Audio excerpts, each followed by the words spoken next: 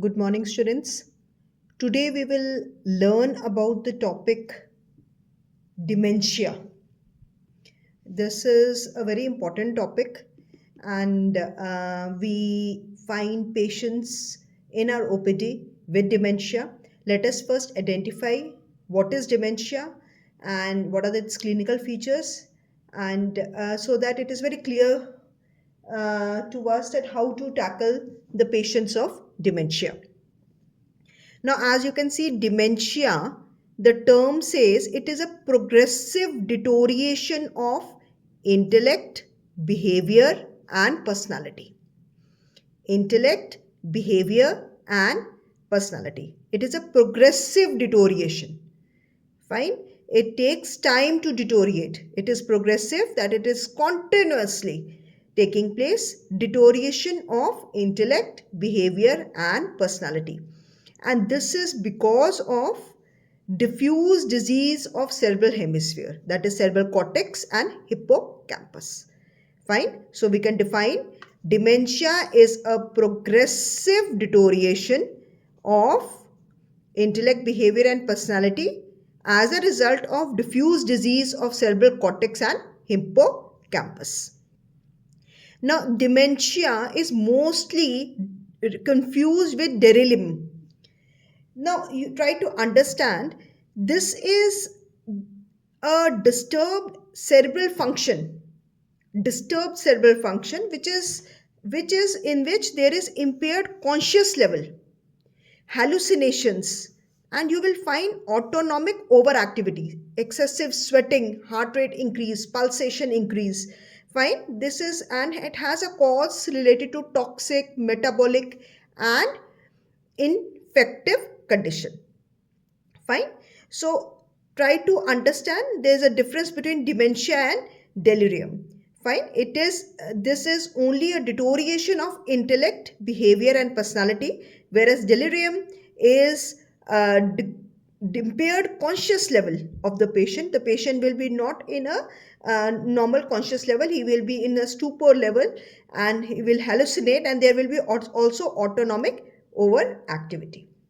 Now, let us see what is the epidemiology.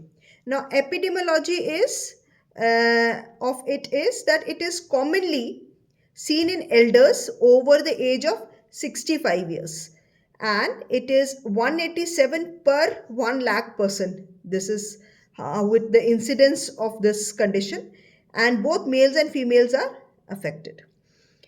Fine. Now, we have defined dementia, we have differentiated it with delirium, and we have found that it is found in elderly person over the age of 65 with an incidence of 187 per lakh person, where both males and females are affected. Now, according to the clinical course, that is rate of progression of this condition, of this dementia, we can tell what is the cause of dementia. Now, this is a very important thing. There are so many reasons of dementia. Now, the rate at which the progression takes place will give us the hint what is the cause of dementia. Why it is important is because we don't, till date we don't have any ideal method of diagnosis of dementia. We can only correlate the causes and find out this may be one of the symptoms of one of the cause. Now, if you can see, I have drawn this chart to make you understand. Now, if this is the intellectual function, that is intellectual function is regarding it includes the ability of a person to think, cognition, ability of the person to think, to act, to plan, to execute is intellectual function. Behavior is, you know, how to behave in a social society, and how to behave at home. We have a different kind of a behavior. And personality is, one is very much cheerful personality, or a depressive personality, depending upon whether it is a progressive person or so intellectual, behavior, and personality, all things come in this. This is whether the condition is acute, subacute, or chronic. This acute is within weeks, then within months it is said to be subacute, and in years it is said to be chronic. Now, if the intellectual function, there is decline in this intellectual function, that is in intellect, behavior, and personality within weeks. It is an acute condition of dementia. And in acute condition of dementia, the chances of infectious disease are on a higher side. Like there can be a condition of HIV, there can be a condition of encephalitis. Fine. When this deterioration, can you see encephalitis? Now when this deterioration is within months, okay, when it is within months, it is said to be a condition again where it is Creutzfeldt Jacobs disease. It is also an infectious disease. Fine, but the condition is, it takes place, deterioration of intellectual function is in months. When this deterioration is in years, that is not in the form of in 1 year or 1.5 year, we take it as a normal pressure hydrocephalus. That is, the normal pressure hydrocephalus has happened, and because of this decline in intellectual function is happening. And if it is happening in more than 2 3 years, this is a gradual progression which is happening in 5 years, then we say it as Alzheimer's disease. Then we say it as Alzheimer's disease. Now try to understand how we define this rate of progression helps us to know what is the reason of the disease. When it is in weeks, we say it is more related to be infectious disease, or it is related to be to any kind of a trauma. It can be because within weeks the trauma, the symptoms will come, or it can be because of a tumor which is compressing. Within the weeks the sign will come. When it is in the form of within months it is happening, there can be Creutzfeldt Jacobs disease. It can be in the case of also in an infarct which is happening, which has happened, which is cerebrovascular accident which can happen. If it is happening within an year, then there can be something related to a normal pressure hydrocephalus, or it can be also because of some neurodegenerative disease like Parkinson's disease. And if it has happened because of within 4 or 5 years, the chances is for Alzheimer's disease. So this is how. So the causes, if you can see, the 60% conditions of dementia we cause is Alzheimer's disease. 20% is because of cerebrovascular accident, that is because of an infarct. Neurodegenerative conditions like Parkinson's is also a cause. Infections like Creutzfeldt Jacobs disease or HIV. Nutritional causes are seen like B12 deficiency or thiamine deficiency can also result in dementia. Trauma or tumor can also be the reason of development of dementia. So these are the possible causes of development of dementia, in which 60% causes Alzheimer's disease. Next 20% causes cerebrovascular accident, that is an infarct or an hemorrhage. And next you can see 20% causes can be neurodegenerative conditions, infections, nutritional deficiencies, trauma, and tumor. Fine. So what we have seen is we have defined dementia, we have differentiated it with delirium, and we have seen its epidemiology and how the rate of progression of dementia tells us about the cause of dementia. So it can be acute causes are different, subacute causes are different, and chronic causes are different. Now, if we can come to the next part is development of symptoms. Now in this, if you can see, there is development of symptoms. Now how the symptoms come up? Now initially the person is not sure something is happening. He is introspective, he is checking upon himself. That word is used is introspective.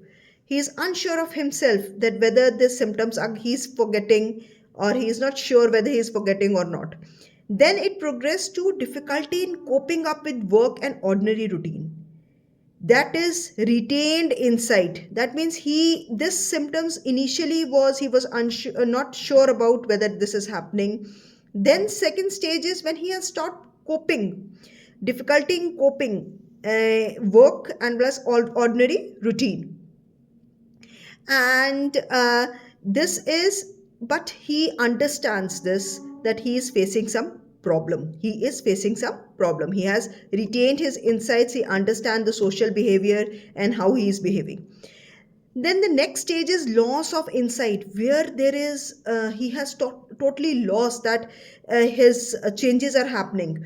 Like he has lost the inhibition. He will not. He understands that he is not able to work. He is not able to do his work and ordinary routine. But now is that he has lost the insight. There will be behavioral changes which he will not appreciate. He will be irritable. He will be using abusive language. There will be loss of inhibition. There will be an antisocial behavior will be there, because he has lost his insight. He has lost that inhibition. Fine, he has lost that inhibition. He has lost the way he used to behave. The loss of insight is there. In next stage is long term care. Now he cannot be kept unattended. When this loss of inhibition takes place, then comes a long term care where the patient cannot be kept unattended. Then he need to be taken care of. And the last stage is mutism, where the patient is totally, he doesn't interact with anybody. He it doesn't want to move out of his bed. He doesn't want to eat. He doesn't want to do anything. So he become incontinent. Bowel and bladder is done on the bed. He doesn't want to move. He doesn't want to speak. He doesn't want to eat, and he don't remember anything, and which ultimately leads to death. So can you see the dementia is starting with the person, not he's just introspecting whether he is having it or not, then to a stage where he retains his insight and he finds that because of this dementia is not able to cope up his normal routine. Then he loses his insight and his behavioral changes takes place. He lost his inhibition. The loss of social behavior takes place. His personality changes.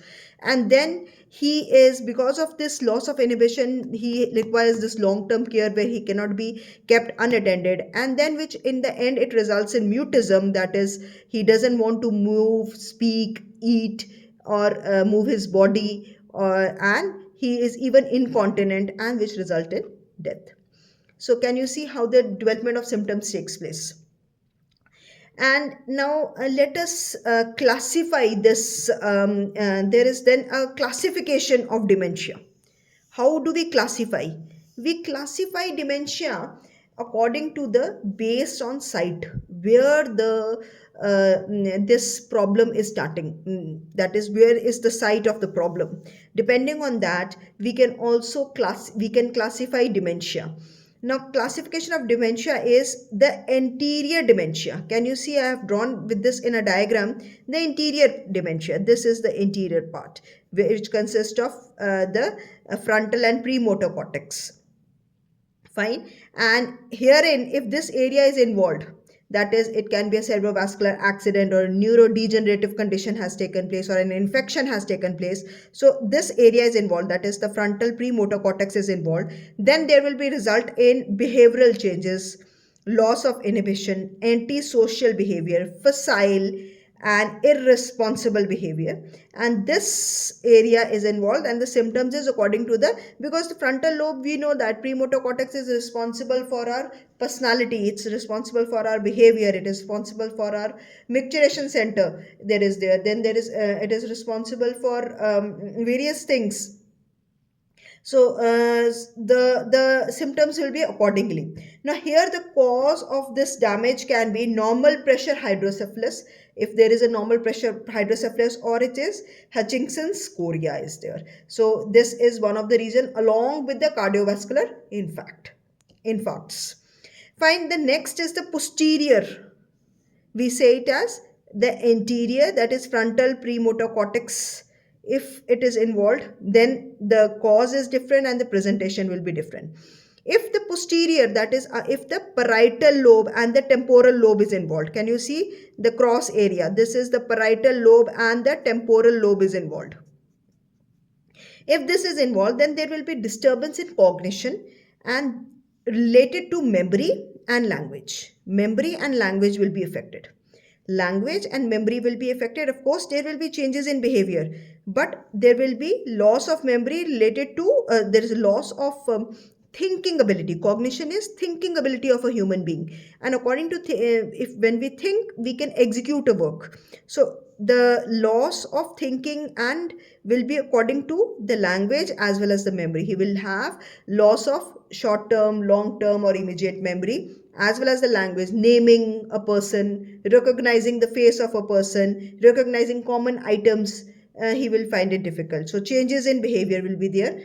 And this, if parietal and temporal lobes are involved, the major cause is Alzheimer's disease. So according to the site, it can be anterior, it can be posterior. It can be, if the posterior anterior part of the brain is involved, the possible reasons can be a normal pressure, hydrocephalus, and Hutchinson's chorea. If the posterior parietal and temporal lobes are involved, then the chances are of the Alzheimer's disease. Then there is another way of writing it as subcortical cause or a cortical cause site. Subcortical is, if you can see, this is the lateral ventricles are involved. Can you see that? These are the two low, the spherical cerebral hemispheres, and these are the lateral ventricles. Now, if you can see, when the ventricular system is involved, then what will be the clinical feature is the person will be apathic, forgetful, and slow, poor ability to use knowledge, and there will be associated with other neurological signs and movement disorders. There will be always a movement disorder, because since the basal ganglia and the lateral ventricles are being involved, there will be movement disorder. So the cause is also Parkinson's disease. Apathic, forgetful, and slowness of movement will be there, and he will be not able to apprehend how to execute work, and there will be signs of movement disorders also. Subcortical, when the lesion is where subcortical. Then there is cortical, that is outside. If I have, like I have shown it, outside is involved. Subcortical is inside. Fine. That is higher cortical abnormalities like dysphasia, swallowing problem, agnosias and apraxias, that is unable to do movement, unable to do movement, how to just use a pen. He will be able to know this is a pen, but he will not be able to use the pen, how to open and write. Apraxia, agnosias, finger agnosias, there will be, he will not be able to appreciate the parts or appreciate and recognize. Dysphasia will be in speech, as well as there will be difficulty in phasic, swallowing, speech, dysarthric speech will be there. Fine, this all happens in Alzheimer's disease. The second cause is also here, and also the cause is Alzheimer's disease. So we have seen according to the site whether it is anterior site, frontal lobe is involved, posterior site, parietal or temporal lobe is involved, subcortical site is involved, or cortical site is involved. Depending upon the site, the cause of dementia is different. In anterior, the cause may be cerebrovascular accident, Hutchinson's chorea, or it can be normal pressure hydrocephalus. Whereas in posterior lobe, the more reason is Alzheimer's disease. Along with the cardiovascular accident, and please include trauma and tumor also along with that. Subcortically, the reasons can be any of the infections, as well as Parkinson's disease, neurodegenerative diseases can be involved in it. Whereas herein in cortical area, where it can be all the kind of the reasons can be Alzheimer's disease. Now, how do we recognize in OPD? How do we check whether the person is having a problem or having a dementia? Now, how do we check is we have clinical examination, in which history taking is very much important. In history taking, we basically ask the person as well as the relative of a person whether there is any intellectual decline throughout this period, whether you are seeing that he is forgetting anything, or there is any decline in his intellectual function, or whether he has reduced his social commitments or impaired social functions. He has tried to ignore going to social functions, or is there any history of dementia is there, or any particular drug history. We need to be very much particular about history taking. It gives you an insight about what may be the reason of his dementia. The second important thing, and that is the major part which we see, is mini mental state examination. Mini mental status examination. It is a tool which we use. It is a 30 number score which we basically check the cognitive, the ability of a person to think and execute. Planning, execution, thinking is checked over here. The major area is we basically see the orientation of a person, in which there are orientation of time, place, person and date is done. And we basically ask the question which day is there, whether it is morning, afternoon, evening, date, year, and where you have come, whether you have come to the OPD or the hospital. You need to ask whether the person is oriented or not. Then we ask the person about his that is register. We make him register three objects, and then ask the person to name it. And then after around about a minute or so, we ask the person to repeat it again, so that we are basically checking his memory. We have to check his short term memory, immediate recall, as well as the long term memory. In long term memory, we ask the person the relative's name, or the when the children were born, the date of birth of of his children. We make him ask. We also check his writing and drawing ability in order to see his perceptual development. So we basically ask clock drawing, or basically drawing of a clock is done, so that we come to understand that he's able to have the perceptual ability. Then we have serial sevens. We basically ask the person to count reverse 100 minus 7. So he has to continuously give me answers 100, 93, and then continuously minus 7, 100 minus 7, 93, 93 minus 7, and continuously he need to till he comes to zero position. So zero. Squares repetitive. Obey verbal command. Any of the command. Try to touch your nose, try to touch or open a book and read. Given you should obey his written command, like if written, I please close your eyes, the person, you need to close the eyes. Reading the command, he has to follow the command. So these are I've just named a few things. This is not the full chart which we examine, but it is this is a basic few questions we ask. And according to this, there is a number score is given, and 30 is the total score. If the person scores more than 24, we say he is has having a good cognitive cognition, whereas less than 23 is said to be the person has a cognitively decline. He may have dementia. He has got poor cognition. 20 less than 23 is poor cognition. Fine. So what we see is history taking. We go in for mini mental state examination. The next thing we see is the reflexes, which we see is as primitive reflexes. We check about the primitive reflexes. If you can see this, these are the in which is very much common in dementia, is pout reflex. Pout reflex is basically we tap on the lips with a tendon hammer, and there will be a pout response will be seen. Fine, you all understand, those who all take selfies. So you understand what is a pout. And then is glabular reflex. Glabular reflex is basically as soon as a tap is given in between the eye, the patient blinks. It's a normal response. When we tap someone in between the eyes, we blink. When we do it continuously, we can stop blinking because we understand. But this, he cannot stop blinking even if we keep on tapping between the eyes. So that is called as glabular reflex. Then is called grasp reflex, which we have already seen. It is the person is asked, or one finger is placed on the lateral side of the hand, and immediately the person grabs it. When a stroke is given on the palm, the person grabs it. That is called as grab reflex. Then is palmomental reflex. That is when we scratch the palm. When we scratch the palm of a person, there will be the contraction of the mentalis muscle. This mentalis muscle is around the chin, so you can see there will be a grin on the chin, so that will be affected. So you can see these are the four reflexes we try to see, and these primitive reflexes are positive in dementia. These reflexes become positive in dementia. So this is how with history taking, with mini mental status examination, and with the primitive reflexes, we can see that there is dementia. So we can, what we have learned till now is dementia, defined the dementia, then we have distinguished it with delirium, and then we have tried to find the cause of dementia. The cause of dementia can be according to the progression of the dementia, whether it can be acute cause, subacute cause, or it can be a chronic cause.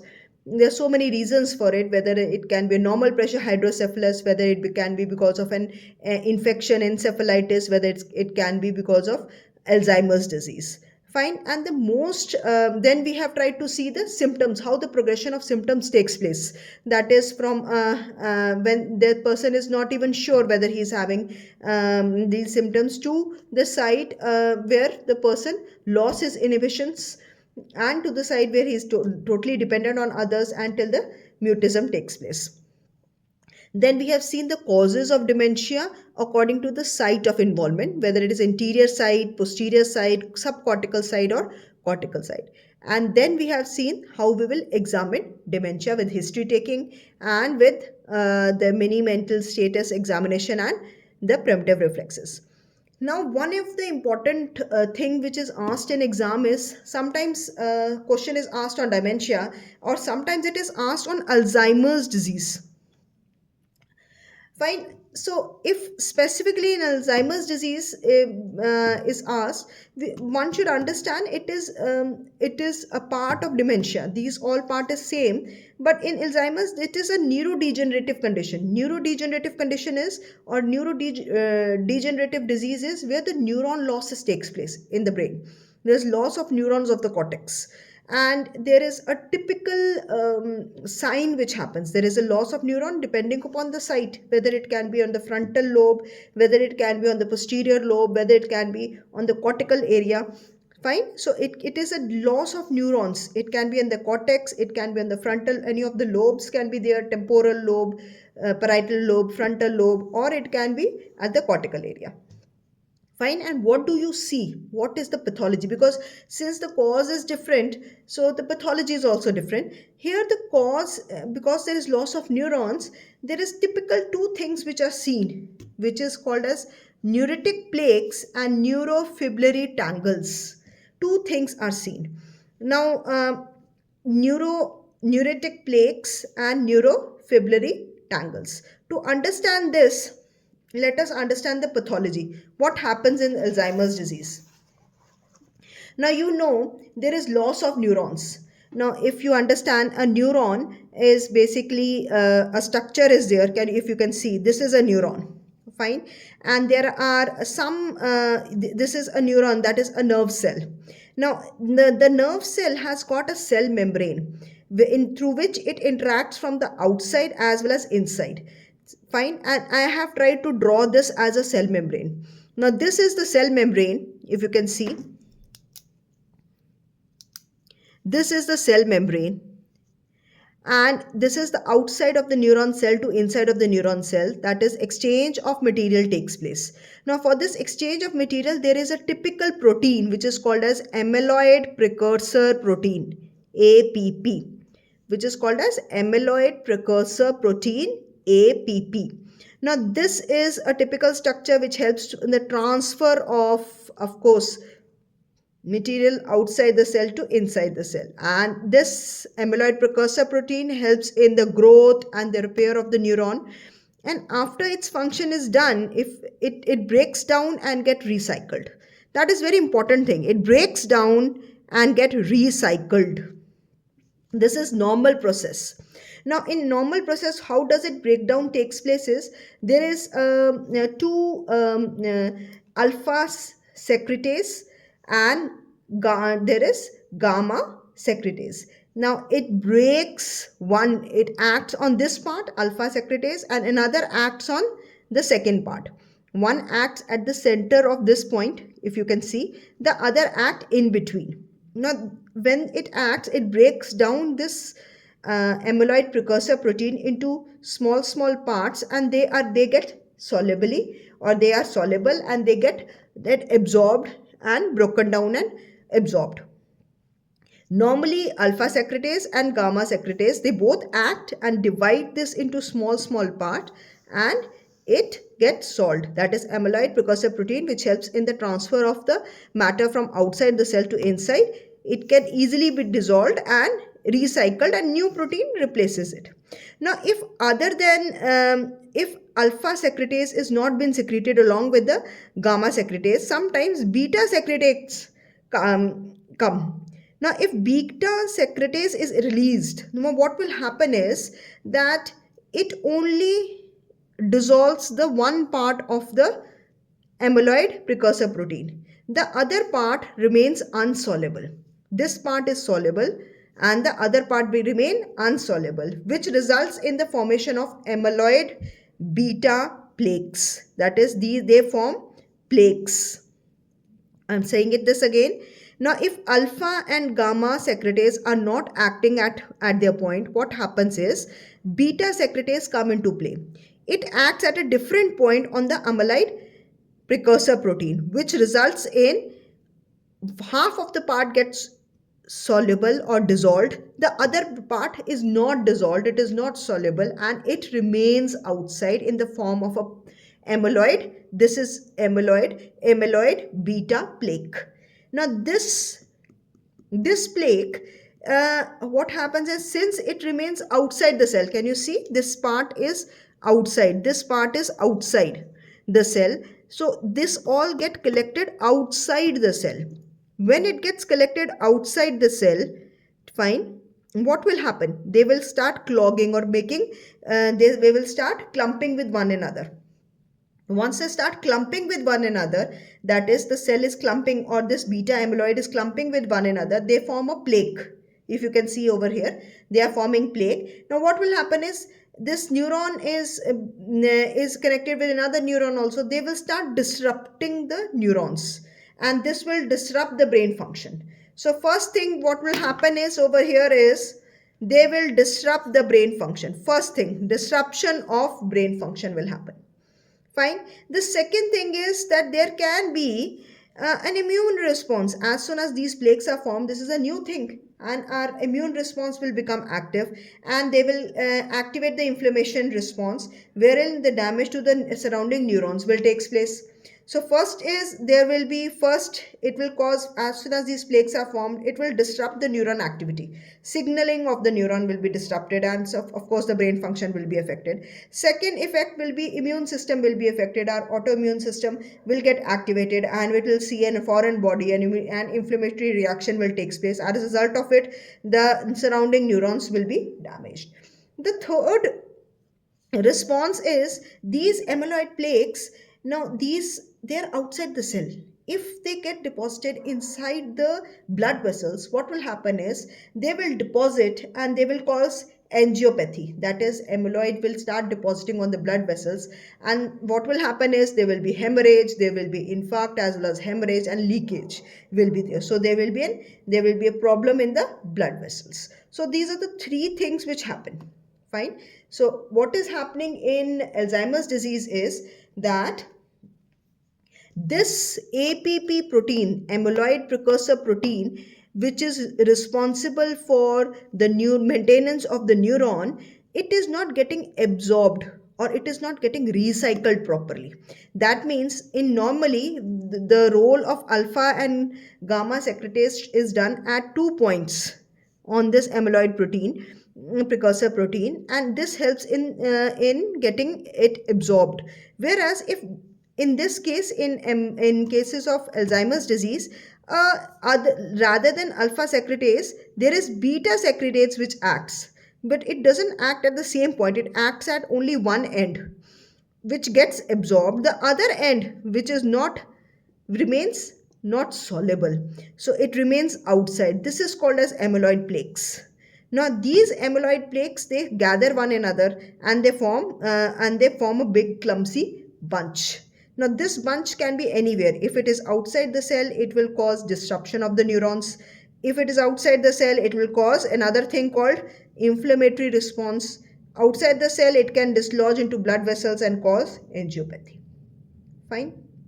This is called as amyloid plaques. Fine. Now this amyloid plaques, now I want to show you over here, which I'm saying is neuritic plaques. That is, it is an extracellular lesion of 15 to 100 uh, micrometer, and aggregates of filament with central core of amyloid found in hippocampal and parietal lobe. Hippocampus and parietal lobe, and you can see the central core is amyloid, and there is an aggregation of this filament, amyloid filament. Fine. Is this clear? Neuritic plates, it's a complex extracellular lesion of 15 to 100 micrometer, aggregates of filament with center core of amyloid. Here is amyloid precursor protein. You can see this amyloid plaques, how it is neuritic plates, how this appearance takes place, and they are found in hippocampal and parietal lobe. The second thing is neurofibrillary tangles. Now, what is this term? I've tried to go in detail of this pathology because this is very much important in Alzheimer's disease. Now, what happens inside? There is some changes which happens inside the neuron cell. Now, these were the changes which were happening outside the neuron cells. Now, some changes also happen inside the neuron cells. Now, this I have tried to make is the cell again. This is basically neurons. Neurons is basically held together. This is microtubules, and throughout the neuron there is the connectivity of the neuron is maintained through these microtubules. Fine. Or I can say this is the cytoskeleton. The neuron is held, or the cytoskeleton of the neuron is held by these microtubules. Can you see? These are microtubules. Or I can say this is a track through which the nutrients move throughout the length of the neuron. The nutrients move throughout the length of the neuron. Now, to maintain this track, there is a special kind of a protein which is called as tau protein. Now, this tau protein, it doesn't allow this microtubule to break. Fine.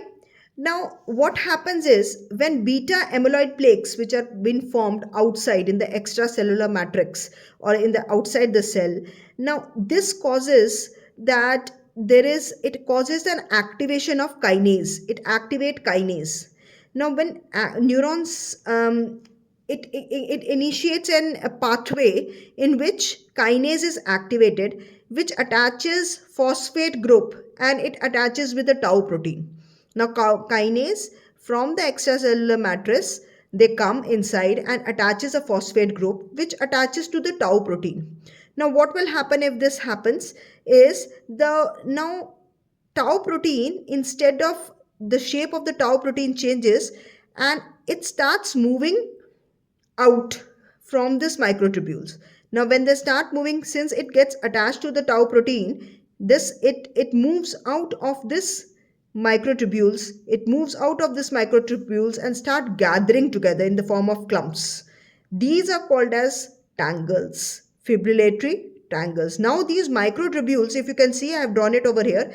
These microtubules, they cannot transfer signals now. They cannot transfer any nutrients now. They cannot transfer signals throughout the neurons now. So, because of this tangles. I'm telling you again.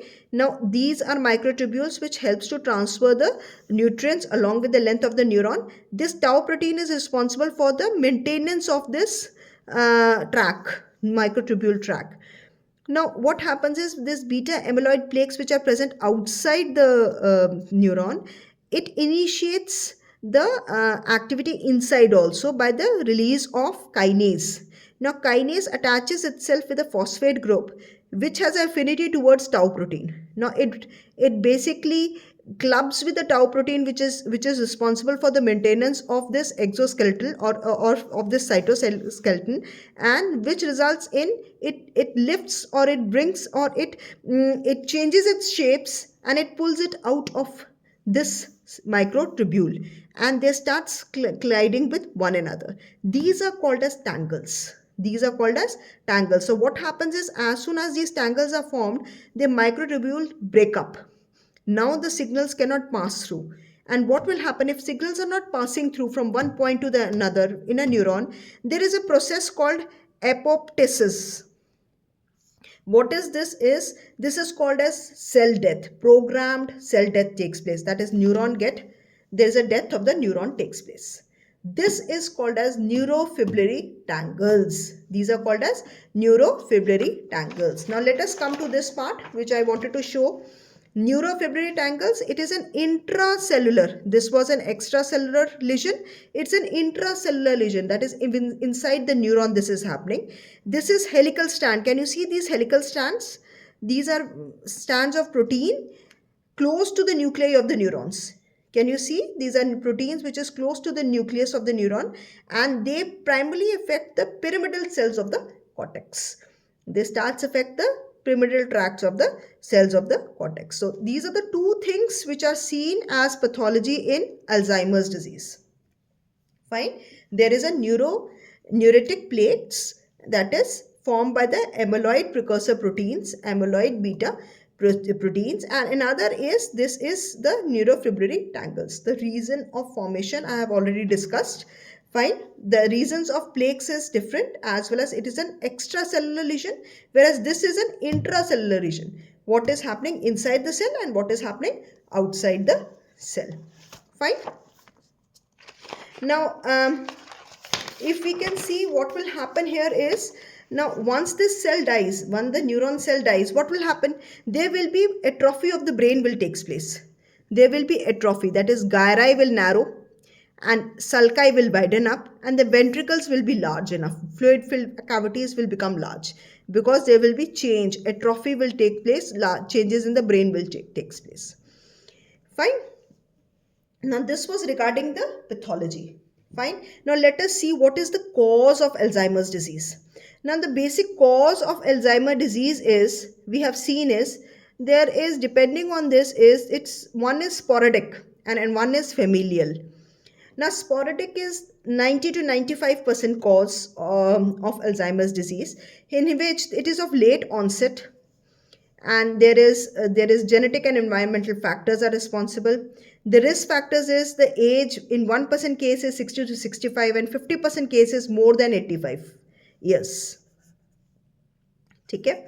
And what is the cause of it is, there is E4LE apolipoprotein E, APOE, which we write like this. E4LE apolipoprotein E is, which is it is defective. This gene is defective. This defective gene is responsible for breaking down of beta amyloid.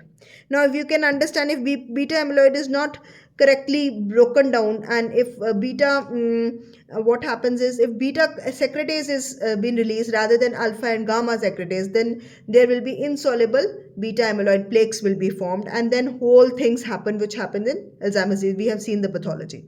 Now herein the gene is apolipoprotein E, E4LE of apolipoprotein. I have written it like this, E4, we write it as E4LE of apolipoprotein E. Fine. Now this gene is defective over here. This is the reason, 90 to 95% reason of Alzheimer's disease. It is late onset. Genetic and environmental factors are the main reasons. Age group is 1% 60 to 65 years, 50% 85 years, and this is the gene which is important. The second is the familial. Here there is early onset. It is very early onset, and here it is early onset is 40 years this happens, and here dominant gene, and it is very speedy progression takes place. Here a dominant gene is involved, and herein mutation takes place. So if it is 90 to 95%, it is 5 to 10% cases familiar. Early onset 45 years, dominant gene is involved. Two genes are involved. It is seen as, one is PSEN1 gene or PSEN2 gene is involved. Another is trisomy 21 is involved. So let us see what are the two genes, dominant genes which are being involved. First is, there is a mutation of PSEN1 protein which is seen in chromosome 14, or PSEN2 gene which is seen in chromosome 1. Now what happens is, what will happen if there is a mutation of these gene, they are responsible for alpha secretase location of acting on beta amyloid protein. So they basically change there is another, we have seen alpha secretase ka action, we have also seen gamma secretase action. So they change the gamma secretase location of action on beta amyloid protein, and thus formation of beta amyloid molecules takes place. Fine. So they are acting on gamma secretase protein. So if there is a mutation of PSEN1 acting on chromosome 4 and PSEN2 on chromosome 1, then there is again defect in the action of alpha secretase enzyme. This is also seen in trisomy. In familial, the second reason of can be mutation of chromosome 21. Now, what happens in trisomy 21 or Down syndrome? There is an extra copy of chromosome 21. So, what will happen is, so the amyloid protein is also extra. We can see that amyloid precursor protein is also one more protein will be there. One copy will be more, and if one copy will be more, there will be an increase in amyloid plaque built up, and there will be again more chances of development of dementia is there. So this is early. You can see now, you understand why it is early onset, because one of the dominant gene is affected, and early onset speedy progression takes place in 5 to 10% of cases. This is because of the genetic involvement, whether it is PSEN1 PSEN2 protein, chromosome 14 chromosome 2, or chromosome 21 defect, which is also known as trisomy 21, where there is increase in the amount of amyloid plaques, you see. Now this is all about Alzheimer's disease, and the clinical presentation is same. Let me again show you the symptoms. um, the symptoms of Alzheimer's disease is, of course, as the plaques and the tangles develop, the symptoms develop. Now what is the symptoms is, if I draw this as a time scale, and this is the last point, this is the first point, we can see first is he is not able to detect whether he is having a problem or not. Fine, might be not be detectable. In the second stage is there is short term memory loss will be there, like what he had on the breakfast, he will not be able to answer that. Then in next stages there will be loss of some motor skills and language skills, some loss. Next stage will be when there is loss of long term memory, like spouse name, whether he is married or not, he will not be able to answer that. Then he will be disoriented, getting lost. Fine. And then he will be bedridden to death. Next stage is death. The last stage is mutism and death, and death can be because of pneumonia also, because he is not moving around, he will be choking, he will not be eating, so that will result in mostly because of pneumonia takes place. So how you can see the progression of the disease: not being detectable, to short term memory loss, to loss of some motor skills and language, to loss of long term memory loss, to getting disoriented, bedridden, to death, or mutism. This is how the symptoms build up in Alzheimer's disease. So we understand the diagnosis is very much difficult, because the diagnosis can only be done in cases if we find the reason. The reasons are so many, so it's very difficult to diagnose it. Fine. Dementia. And now of course the treatment, we cannot reverse it, it is going to happen. So what we can do is we can help them, and we can help them, or we can give them care, so that they don't go to the stage of where they are bedridden. So what is it is important is, since there is no medicinal cure, but what is rehabilitation takes a very important role, whether in the form of in the form of family counselings, psychological counseling, awareness around of the family about the condition of the patient, social gatherings, they can take a very important role, where there or group therapies can take a very important role over here, counseling, group therapies, family counselings, and of course rehabilitation in the form of role of physiotherapist in making or keeping the flexibility of the body. Fine. Or in making him remember his memory, cognitive therapies can be done to make him aware of his condition. Fine. So the role of rehabilitation plays a very important role, because there is no the reversal of this condition. Fine. uh, this is important topic, and any question regarding direct question regarding dementia can be asked, or a question about Alzheimer's disease can be asked. So I hope I have covered all the important topics, all the important points of this topics. and looking forward to your doubts and any queries. Thank you.